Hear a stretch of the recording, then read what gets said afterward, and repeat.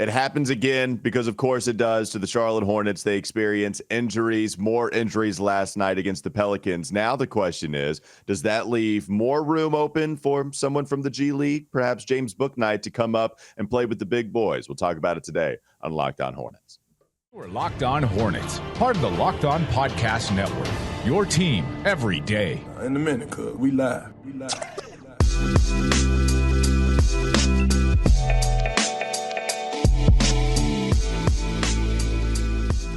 It's Locked On Hornets, part of the Locked On Podcast Network. It's your team every day. Thanks for making us your first listen. We're free and available anywhere you get your pods. And today's episode is brought to you by FanDuel Sportsbook, official sportsbook of Locked On. Make every moment more. Visit FanDuel.com/LockedOn today to get started. That's Doug Branson. You can find his Substack, Every Hornets Boxscore, on everyhornetsboxscore.com. I'm Walker Mail. You can catch me on Sports Radio 92.7 WFNZ from 12 to 3 with Wes and Walker. Why are you laughing, Doug? What's going on? Oh, well, I was just thinking that, I watch the game so that you don't have to on Every Hornets Box Score. I don't want that to be the catchphrase of Every Hornets Box Score. I would love if people just flock to their television to watch the Charlotte Hornets night in and night out. I don't think that would be fair to ask of fans right now, especially last night when there was a ton of great college basketball going on. But I did the work. I sat in front of my television. I peeled my eyelids back and I watched what happened in New Orleans and I wrote about it, and you should go read it. Well, I mean, so much of this show is you laughing and then me stopping, or you making a facial expression and then me stopping to then go to you and say, okay, why are you laughing? Why are you making that facial expression? And I thought I did something wrong when I talked about your Substack, but no, you're just laughing at the game that you had to write about. I'm sorry, Walker. There's a lot going on upstairs, and a lot of it is me ignoring what you're saying and thinking about my own stuff. And then I think about my own stuff and then I laugh at my own stuff. So it's complicated, chemistry going on up here. So I apologize, but I am trying to work on not interrupting you. And so part of that process is instead of stopping you, I just let out a little chuckle. Okay. Well, yeah, I mean, the setup, it's all like you're right in my face with this camera, and sometimes if I don't have another tab open, what happens is I go from the other tab to the tab that shows your face, and then you're laughing or making a facial expression like, great, at what point did that happen? Did I say something wrong? Do I need to kick it to Doug? So a lot of paranoia here as soon as you laugh, and I thought that was true for the Substack. But that's not true. You're just laughing because the Hornets lost 115-96. Oh, and they lost 3 other dudes along the way. The injuries are crazy. That's why you're laughing hysterically and your family's worried about you. Terry Rozier and Kelly Oubre, they each left the game in the first half. They would not return. Of course, that adds to the injury list for this team. Rozier experienced right foot discomfort and Oubre suffered a right shoulder strain. That wasn't enough, though, because then Dennis Smith Jr., he left in the third quarter with an illness. Doug, just explain, what would I find on Every Hornets Box Score if you want to give us a little tiny tease? Well, the Hornets are a mash unit right now, and not the Jamal Mashburn mash unit. That was a great mash unit. That was one of my favorite mash units. Although, 15th on the all-time Hornets list or something like that? Or your terrible list of the 30 greatest players in Hornets history. But not my list. My list, he's way up there. So I love Jamal Mashburn, but this is not the mash unit that I'm talking about. More injuries. Those players that you listed all have something in common. They are big parts of what the Hornets are doing right now. They're all guards. So the Hornets essentially played more than a quarter and a half with no point guard against a Pelicans team that is without Zion Williamson, but still has Brandon Ingram, still has CJ McCollum, and they are fighting tooth and nail. They needed a win pretty desperately, and they're fighting tooth and nail to get into the Western Conference play-in with only a few games left to play. And they played like it. They played really hard. Triple-double from Ingram. McCollum poured in 20. Couldn't do anything with Jonas Valanciunas. He had 20 and 19 and 8 offensive rebounds. But yeah, when you're missing all of those guys, even though they fought hard, let's just give them credit for that because they were only down 7 points going into the fourth quarter. But without Dennis Smith Jr., no point guard, I mean, you're asking Bryce McGowens and Svi Mikhailuk to handle the ball. And you're really asking Gordon Hayward to do some of that as well. But you can't, but as Steve Clifford mentioned after the game, you can't play him every minute, especially Gordon Hayward, right? I mean, it is dripping with irony that Hayward is sitting here as the example of health on this team right now. Because so Rozier goes out with we didn't mention the injuries. Rozier leaves with, I think you did say foot discomfort. No, I did. You were Kelly ignoring Oubre me and then doing a facial expression or laugh. Yeah, I'm sorry, again, I wasn't did listening. mention injuries. Yeah. The foot discomfort feels like something that probably has been lingering for, I don't want to say a while, but typically you don't like go into a game fully healthy and then leave with discomfort. Now, Kelly Oubre was a strain, and he was like pointing to the shoulder. So something happened there, I think, in the game. But Rozier's probably been dealing with this for multiple games and finally said, all right, I got to go. And then Dennis Smith Jr., probably after seeing both, the really, I mean, you're talking about Rozier and Oubre, who have been the leading shot takers on this team. He was probably fine before the game, and then he watched both of them leave and went, I'm feeling sick. And I don't blame him, because I was too. You mentioned Valanciunas. Do you want to hear the stats from Valanciunas against the Hornets in the last 3 games? Sure. I mean, last no, but night go he ahead. went for. It's so hard. It's so hard. Last night he went 20 and 19 and gave you 3 assists. The previous game, October 21st, 2022, he gave you game 30. Of the season. Yep, 30, 17, and 4. And then March 21st, 2022, so almost a year ago to the date they played last night, 24 points, 18, and 5. I mean, just destroying in every sense of the word the Charlotte Hornets. And before that, he had only scored 20 points against Charlotte once, and that was with Toronto in 2018. So the Valanciunas, I mean, just destroys the Hornets last night. That kind of triggered he's on the list. And but why really do you think that is? Oh, well, I mean, because they've not had a big guy for a long time. You don't have Mark Williams this game. Mark wasn't in the rotation. What kind of big guy do you need to play a guy like Jonas Valanciunas, who is physically a monster? I'm not getting the exact fill in the blank for you. You need a physical big. You need somebody that is willing to go in there, willing and able. Should make that qualifier. You need to be willing and able to get in there and dust it up with Jonas, because Jonas is going to dust it up. He's a duster, okay? He's a physical center who is somebody that's going to grab a rebound if you're not going to bother to hit first. And I think that was the problem here. Look, I mean, Nick Richards, just signed his extension. I think he's improved his game, but they targeted him in this game. I think it was a big story. They went after him early in the game. They started with a 9-1 run. And all of those 9 points, it felt like, were scored because they were actively trying to either go one-on-one with Valanciunas and Nick Richards, or they were putting him in pick-and-roll situations and making him make choices, and he was making the wrong choice. Yeah, I mean, it's Nick Richards still struggles defensively just one-on-one. Now, the rim protection numbers have been good, but when you're just talking about one-on-one banging with somebody, the other person, if you are Valanciunas, is often going to win. Let's get to the big storyline, though, here. Let's actually talk about it in the next segment. It's time to go to the next segment, so let's just go ahead and do that. Coming up next, Locked On Hornets.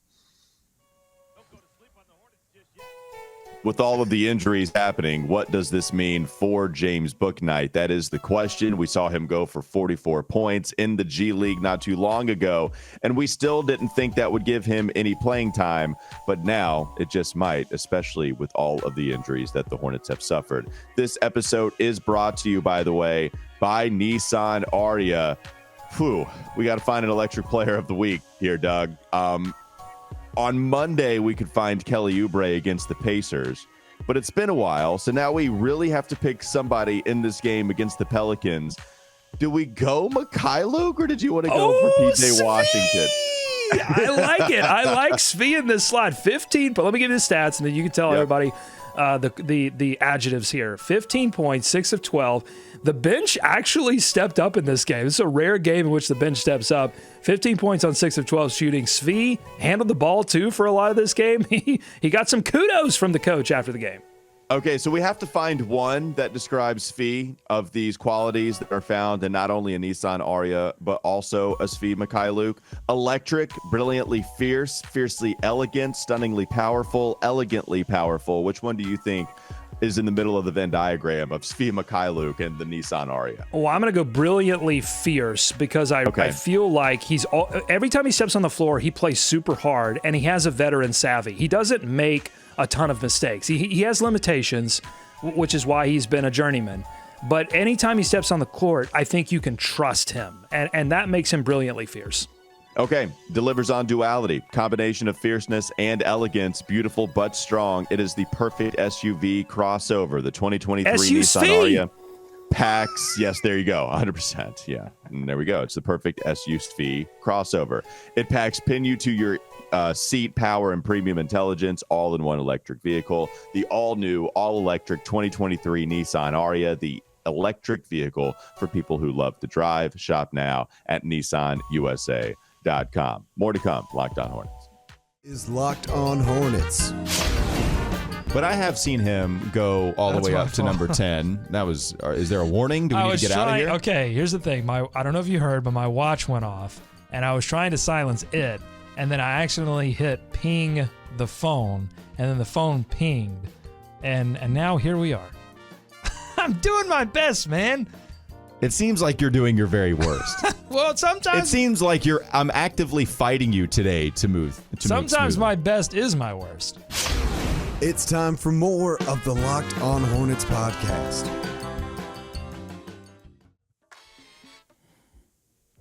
Doug, you're still mad at the Pelicans. You're still mad at New Orleans, and you want to go on a look at you. I will go to my grave mad at the Pelicans. They will be factored in somehow into my epitaph. Because every time we play them, it feels like they take something from us, and they've been taking stuff from us since they took our franchise. I mean, it's incredible. It's just like 3 players exit. And I'm not saying the Pelicans had anything to do with it. They weren't playing dirty. It's just like them just existing, I think, has been a negative on the Charlotte franchise as it stands. And I'm sick of it. And I don't think fans understand that there's a real possibility, because the Pelicans from the Anthony Davis trade owned the Lakers pick. There is still a real possibility that the Pelicans could steal Wemby away from the Charlotte Hornets, that we could have a Rich Cho situation where he's standing there at the draft, 1 pick away from Anthony Davis. Couldn't do it. Could have it again. Yeah, because the Pelicans took it over. It's actually one of those things where you're laughing hysterically, even though you are experiencing a lot of pain. All right, Doug, James Bouknight, we talked about the possibility he would see some run. Both of us didn't necessarily expect that because we were so close to the end of the season. But now you just might need a body. Terry Rozier, not out there. Kelly Oubre, all players who can play in the backcourt, exited this game either in the second quarter or in the third quarter last night. Do you expect James Bouknight to get some run at the end of the season? If you're missing multiple of these players, Terry, Kelly, and Dennis, you have to have people that can handle the ball so that you're not constantly asking Gordon Hayward to play and to play make. So yes, I do expect, again, unless all of these players come back healthy, then I won't expect it. But I would be shocked if we don't see something come across the timeline that they've recalled James Bouknight. And if he does get an opportunity here, good for him. He's got one more shot he's contractually, he's under contract. So, I guess he'll have more shots in the future, maybe this coming offseason. But he's got another shot here because of injury. And that was the only way I saw this happening. I think I did say that pending multiple injuries to guards, and that's exactly what happened against New Orleans. Well, they have 8 games left. So they have a game against Dallas tonight. So it's the second night of a back-to-back on the road. You reminded me. Back-to-back, traveling back-to-back, and the Hornets get all of these injuries. Get the clothespins out. It's ready. Yeah, go ahead. Get the clothespins out. Make sure those eyes stay wide and open for this game against Dallas. They have a little matinee basketball on Sunday. I just like matinee basketball, even if it is the Hornets down every backcourt player ever. It's going to happen at 12 o'clock. OKC, Chicago, 2 games against Toronto, Houston, Cleveland. That is the 8-game stretch they have left on the schedule. And so maybe the question isn't if Bouknight is going to get run, because if they don't have any of those bodies, then you need someone like Bouknight, who you drafted in the first round, to maybe man some of those responsibilities. But maybe the question is is there a legitimate chance that he can change opinions in these last 8 games? I mean, is there an injury? Is there an injury opportunity for James Bouknight to come in where you did not expect it, and then over the course of 8 games, like it's not huge, right? Like this is not some big sample size by any means, but is it enough for you to say, all right, maybe he did a little something for us to see what he can do in summer league? Like, did he prolong some kind of opportunity here by watching Terry Rozier, Kelly Oubre, and Dennis Smith all go down? Well, look, if you're missing Terry Rozier and Kelly Oubre at the same time, they were taking somewhere close to 30 shots a game combined, maybe more than that on some nights. It was their show. Those shots have to go somewhere, right? I mean, and so James Bouknight is an offensive player. If you call him up and you play him big minutes, and if he were to come in and only take like 4 or 5 shots a game for the rest of the 8, if that was the situation, that would be a massive disappointment. Like, you want to bring James Bouknight in to actually do what he did in Greensboro and score 40 points and make 11 threes. Yeah. And if he does that, I would be like, okay, well, he's got a little bit of a command here. But I think it would be a mistake to recall James and then be like, all right, James, I want you to, play within the flow of the game and, really make sure you're passing the ball a lot. No, I mean, I think if you bring James Bouknight. Isn't that the stuff that holds him out though, right? Like, I don't know. Isn't that the thing that keeps him from playing? Maybe, but again, within the context of what we're talking about here, when you're missing the only offensive weapons you have, I think you would have to, again, if you're going to decide to bring James Bouknight, I think all those rules have to go away. You're not looking for the James Bouknight that needs to come in and give you like efficient buckets off the bench, which is I think that's what they were looking for, during that first stretch of his play. And they didn't get that. Instead, they got a guy who couldn't make a basket and who was just really bad defensively. But if you're bringing Bouknight now, I think you're saying, all right, all things are off now. You go and do what you do, and let's see what you can do. And if he does, if they say, hey, do, and he does, then, oh boy, I might change my opinion a little bit. But the bar is higher now, right? Like, he's got to come in and lift a team that really probably has some pretty low morale right now, is really running out of steam. They're running out of gas. With these final games. So if he lifts this team up and they get a couple wins, it'll open my eyes. Yeah, I mean, but I would say even, right, like if the bar is get a couple wins and it would open my eyes, I think the bar is low, right? Like I almost view it as the exact opposite. I don't know if it's much higher with Bouknight, which helps. It helps for Bouknight if the bar is low. Like, we've given up. You can't jockey for position in the lottery or in the standings, so you're just right there. You don't have anybody that you find entertaining offensively. Like, the shots went to PJ Washington, who had 20, and they went to SU's fee. So when you don't have any of those guys, a great nickname, SU's fee. It's very good. 3 rows of seats, room for the kids, room for the soccer gear. SU's fee, get in. If he's driving to the bucket, just like a big old truck down there, or an SU's fee, if you will, then that's what we need to call him. But yes, so the shots went there. So now you're right. Like, they can go to James Bouknight, and it's like, all right, you get shots. Who cares? We can't, and I know Steve Clifford cares, but anyways, that's the only other point I wanted to make, though, is the fact that the shots did go to Svi. They did go to PJ Washington. PJ was 2 of 10 from 3-point range, 7 of 20 from the field. But Doug, this was a roller coaster game as far as tale of two halves type of thing. Yep. Yeah, the PJ roller coaster returns. He started this game super aggressive, 6 of 9 from the field, I believe. I want to say middle of the first quarter, he already had the 9 attempts. Maybe he had them I can actually check. I've got the box score in front of me here. So in the first quarter, PJ Washington was 3 of 5. Yeah, first half, he was 6 of 11 for 16 points and 2 of 5 from 3. So really great start when they needed him to have a great start. And we've seen aggressive PJ Washington offensively throughout the season. They've really looked to him specifically to get the offense going. You've often seen him score the first bucket on like a pick and pop 3 situation or a drive and kick. So that isn't unusual. And what's also not unusual is the roller coaster. We've seen it game to game. We've also seen it in game. So he starts 6 of 9 from the field. He finishes 1 of 11 from the field. So couldn't find the basket as the game moved on. But I'll say this one in particular, I'm not going to hold against him, because while he was trying to find the basket, he's playing again with Bryce McGowan's. JT Thor was handling the ball a lot more than JT Thor should be handling it. And there were just turnovers everywhere. There were multiple times in the game where Dell was like, oh, you got to find PJ right there for the basket. And they couldn't find him. And the reason they couldn't find him is because they didn't have a point guard. So I'm not going to hold this one against PJ, but it is something we've seen this season.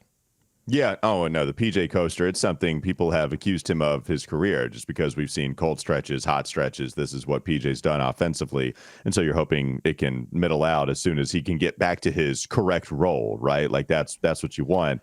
And we're not going to be able to get that until next season. So yeah, I mean, well, that's what we're talking about with so many of these guys. You know, it's tough to criticize Terry Rozier's offensive dip and Kelly's efficiency dip. I mean, there's so many things that, in a normal year you would look at and go, ew. But when you really understand the context, when you're in deep like we are, when you've got the clothespins on the eyelids and you're watching, you understand that this is super difficult. And look, Clifford's going to go post-game and say, we made mistakes in the fourth quarter defensively. We've got to shore that up. And, I'm glad he's like still holding guys accountable, I think, and probably in a sustainable way. Like, he's not going out there and berating players and calling guys out, like stuff that's going to tear apart a locker room. He's holding them accountable, trying to find a balance between, hey guys, we've still got some stuff to work on, and also, hey guys, we're a mash unit, and we've just got players dropping like flies left and right. It's a difficult season to really take too much from. Oh yeah, and that's been the theme of the entire year. All right, coming up next on the Locked On Hornets podcast. We're still having fun. We're still having a great time. In fact, we're starting this new game. It actually debuted yesterday with Nick Carboni. What? Why are you laughing? It's the worst game. It's like you call it a game, and it really, like, if you think about it, is the worst game to play. Yeah, it's a game for punishment, no doubt, but it's a game all the same. What do you want from me? Doug said, we're still having fun. Like, yeah, we're playing a game. Well, this game It's sucks. like Fear Factor. Yeah, Fear Factor's a game, but at the end, people eat worms. That's right. We're going to eat bull testicles coming up next on the Locked On Hornets podcast. And we're going to play that in the form of, do you remember when Michael Jordan did blank? It's going to be along those lines. And so that's what we're going to play in the last segment. But not before we talk about Ibotta. This episode is brought to you by Ibotta. We're always throwing money at something, kids' school supplies, a new house project, the list goes on. It's time to stop spending your hard-earned money without getting anything in return. Enter Ibotta. You can earn cash back on every shopping trip. Ibotta gives you cash back on hundreds of grocery items, from produce to personal care to pantry goods. Either link your loyalty account or upload your receipt after you shop and get your cash back. It's that easy. In fact, the average Ibotta user earns up to $120 a year in real cash back. That could cover the cost of an entire shopping trip, or you could use your cash back to buy that flight you've been eyeing, that game you're dying to go to, or the fancy dinner you've been craving. Right now, Ibotta is offering our listeners $5 just for trying Ibotta by using the code LOCKED when you register. Just go to the App Store or Google Play Store and download the free Ibotta app and use code LOCKED. That's Ibotta, Ibotta, Ibotta in the Google Play or App Store, and use code LOCKED. We play a damaging game coming up next. Locked On Hornets is Locked On Hornets. Walker, sometimes you don't have to have the best package. Okay. Sometimes you just have to have the only package. If you wait, or this is if my dating life taught me anything, sometimes you just have to wait around long enough until you're the only thing remaining. And then suddenly you look pretty great in comparison. It's time for more of the Locked On Hornets podcast.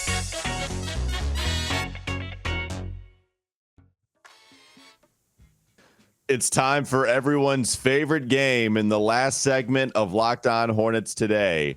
That time, Michael Jordan.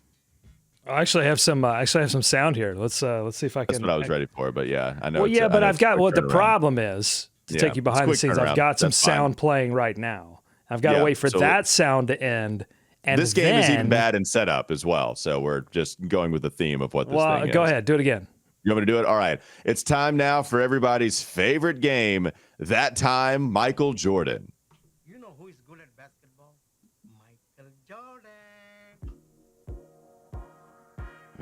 Hit him. There you go, Doug. Okay, that time, Michael Jordan. I've got 3 things on the menu for you, Walker. You can go, that time Michael Jordan became an NHL owner.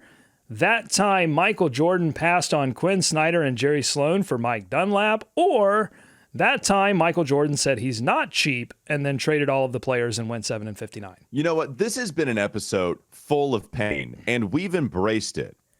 Let's go ahead and go to what I think is the worst one. By trading all of the assets that you had after declaring yourself not cheap and then enduring a 7-59 season. Plus, we get it over with. Everybody that is tuning into this podcast every single week, you know that you don't have to have this on the horizon. We just get it over with. So let's do that one, Doug. All right, so, in doing this, we need to hop back in the time machine. Because I don't know how many people really remember this period of Bobcats basketball. This is good Every Hornets box score stuff going on right now.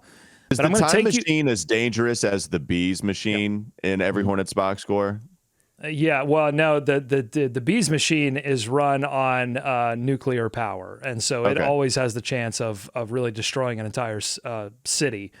This one is just a time machine.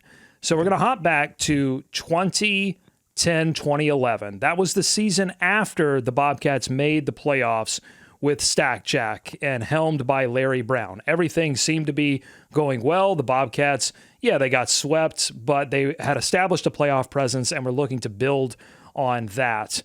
And instead, what happened was the season went terribly wrong, and Larry Brown gets fired, some 20-odd games into the season, and they go back to the well and rehire Paul Silas from the original Hornets days to come in and save the season. And so that is the context around this April 2011 Q&A. So we're closing in. Well, the season has ended. That terrible season has ended.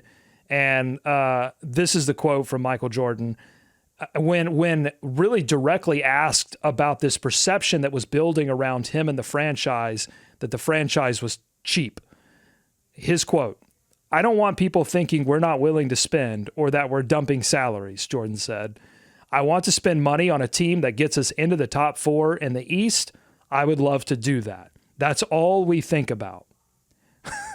He's been thinking about that a long time, Walker. I think people, because we say it on the show, right? We've said it when talking about Michael Jordan a lot, which is that there's a perception that he's cheap, but that in reality, he wants to spend money, but only when he feels like it's going to result in a top 4 team in the East. But there's a fallacy in that, right? Because you got to spend money to make money. It's a chicken and the egg kind of thing. If you don't spend money, it's hard to even, it's not as if you're going to not spend money and then all of a sudden wake up one day and have a top 4 team in the East. But it seems but he's been saying this a long time. Well, I would say the caveat to that is drafting somewhat competently over the last decade and a half, which has not happened. That's another way to get there to a point where you can spend money. And they've the worst drafting team in the NBA. I mean, Kemba Walker is your best draft pick by far outside of LaMelo Ball. So that would be the only other thing. But yes, it's not like he is spending money left and right by any means until you handed out contracts to Terry Rozier and Gordon Hayward. And that's not exactly the greatest decision.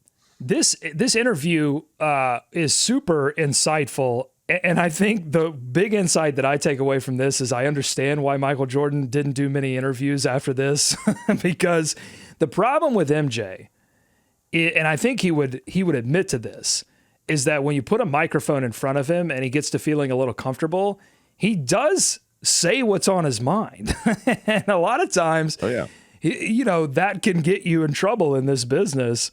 When he was asked about the coaching change, he said, "I love Larry, but Larry had a tendency to tear down and build back up. Sometimes that's a tough process. Sometimes you lose something in the tearing down that you never gather back up." And he said on the team's 9-19 start, so it was 28 games before Brown got fired, he said, "In terms of Larry's approach, when he said everyone in the East is changing and progressing and we're not, that to me is a negative connotation after a pretty good season. We still had the core of our team from the previous season, and that thinking never evolved. If we would have had Paul Silas from the beginning of the season, it would have been a difference. Would it have been a different scenario? I think it would have been." So, I mean, Larry Brown, he cut him loose, and then after the season, just throwing daggers at the guy. Yeah. Well, and so did everybody else. What wasn't? Remember the weird stretch? It was at a completely random time, but we were getting Larry Brown comments from Steven Jackson and Ryan Hollins, some NBA personalities that had played for Larry Brown, and there were like 3 comments in a month and a half stretch worth of time. And it was like how tough it was to play for him. Now, it's funny because Steven Jackson and Rasheed Wallace were just talking about this, Rasheed Wallace. And then they were discussing just how it was to play for somebody like him, how he was kind of like this guy that was a mad scientist. But Rasheed playing for a championship team, a little bit different from Steven Jackson. But Steven Jackson talked about how they had one of the top defenses in the league that year. And so they were giving him praise, but they have talked before about how bad it was in years past. And wasn't there some sense that Larry Brown was frustrated that the organization wasn't, and I think MJ was a little bit alluding to it in this quote, that after that playoff season, they just sort of stood back and said, all right, let's do it again with the same crew. Instead of going, hey, we got swept in the first round. There's something missing here that we need to really get it going again, and didn't really go out and get that thing. So yeah, there was almost tension from the beginning there, and it obviously didn't work out. But yeah, on the way out, MJ throwing daggers, and he wasn't the only. Larry Brown wasn't the only victim here. It was also Boris Diaw. Do you want to hear some quotes on Boris Diaw via Michael yes, Jordan? I do. I'm sure fans are going to actually embrace these comments. So he said, quote, somehow we've got to figure out the enigma of Diaw so we can make sure he's productive. As we used to tell Tony Kukoc, he's a European. They have different standards and different ways of getting to it. But when they play, they're very integral parts of outstanding teams. This kid is so talented in so many ways. We just need him to get him to focus on that if we can. Which was that's probably a funny quote at the time, but I think it's when he brings up Tony Kukoc, it's even funnier in the shadow of The Last Dance, right? Well, and we knew that story, but yes, I mean it's also kind of funnier now as to how Europeans are dominating the game across the board. I mean, if you look at the best players in the game, you're talking about Giannis, Luka Doncic, Nikola Jokic. I mean, Joel Embiid, he did go to Kansas, but he is not from America. So when you're talking about the Europeans, that's what's funny about Michael Jordan discussing how that's told to is the standard higher now for Europeans as they're coming over. So that's what's interesting. Anything else that you have on this, that time, Michael Jordan? Well, here's, going on the Diaw thing, he said, I played in a different era and I have a whole different view of how to motivate players. The only time I've been able to do that is by playing next to him. So again, that desire is still there for Jordan. He wanted to suit up. And he said on Steven Jackson's technical fouls, if we could figure out a way to sew up his lips and leave the referees alone, we might be a better team. Again, this is your owner saying this to the beat reporters. Rick Bonnell doing the great Rick Bonnell, the late great Rick Bonnell, doing the Q&A here. He's telling this straight to Rick Bonnell. If we could figure out a way to sew up his lips and leave the referees alone, we might be a better team. And then, this is great. Again, we're in 2011, okay? I want you to just really take that in before I read this to you, okay? On the team needs in 2011, quote, we need a tough rebounder. That person we can count on getting us 10 to 15 and anchoring our defense. We invested in Tyrese Thomas, and hopefully when he comes back from a knee injury, he's going to be able to provide us with that.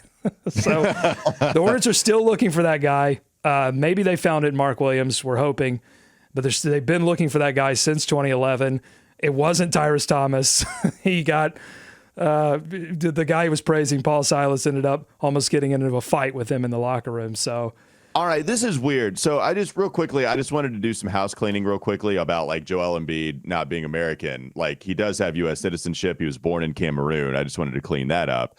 But he does have U.S. citizenship too. But here's the weird part. As I was looking up the nationalities, yes, multiple, of Joel Embiid, he is a U.S. citizen. He was born in Cameroon. And here is the write-up in which I just looked up. Embiid at 28 was born in Cameroon and has never competed in a major international tournament. In July, he gained French nationality, a step toward being able to represent that nation at the 2024 Paris Olympics. In the spring, French media reported that Embiid started the process to become eligible to represent France in international basketball, quoting national team general manager Boris Diaw. Hey. What a weird little bow tied on this podcast, and that's how we'll end it today. Unless you wanted to open it back I'm up. pretty sure I saw Boris on the sidelines for a game recently. You know, he's had some. I don't know if he still has it, but he had some ownership stake in some restaurants around Charlotte.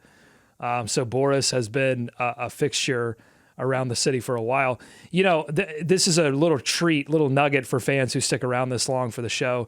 But I had this thought watching a little bit of the World Baseball Classic. I know that there is this big international basketball competition that happens every 4 years in the Olympics, and that's a big deal. And there are all kinds of things, you know, around getting the U.S. national team ready, and they've really invigorated that thing. And obviously, there are a lot of international basketball organizations that look forward to the Olympics.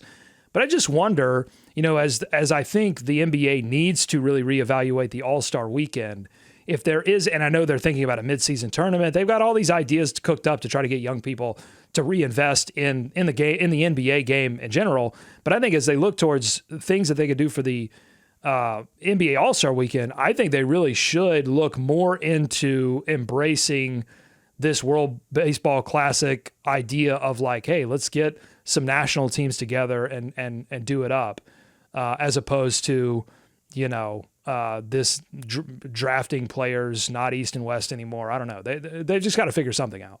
Well, it's funny because MLB is wanting the World Baseball Classic actually out of the picture right now, but but the NBA, it'd be funny if they adopted it. Well, and I know what you're saying, like mid-season, they would like the baseball. You know, it could happen, I guess, mid-season if they wanted it to, but they got to tap. They got to find a way to tap into that, and maybe it's impossible to tap into that idea of like people like to root for their country. Well, they do Team World without the whole idea of doing something completely separate that owners are not going to appreciate when guys get injured. Well, and yeah, I understand your point. They do Team US versus Team World in the rookie, sophomore, the Young Stars Challenge, Rising Stars Challenge, whatever it is. So, yeah, so they do that. So maybe you could add on to that with the. I think they should do a 3v3 tournament, but it is international teams, but instead of just doing a U.S. team, because there's only 3 players from the U.S., you know, I think they should do it state by state, right? You get a North Carolina team, you get and you don't have to do all 50, but you get, you know, enough players together from a state and you go after it. What about a 3v Svi tournament? Just 3 different Svi Mikhailuks and just have them go at it. That's what I want. Oh man. Power. That'd be great. Elegance, beauty, thanks fierceness. For making the Nissan Aria, the SU Svi. Thank you for sponsoring this show. And also thanks to you for making us your first listen today. Make your second listen Game to Game NBA. Every moment, every top performance, every result. Locked On Game to Game covers every game from across the league with local analysis that only Locked On can deliver. Follow Game to Game on Locked On NBA. Available on the Odyssey app, YouTube, and wherever you get your podcast. Have a great weekend. We will be back with you on Monday.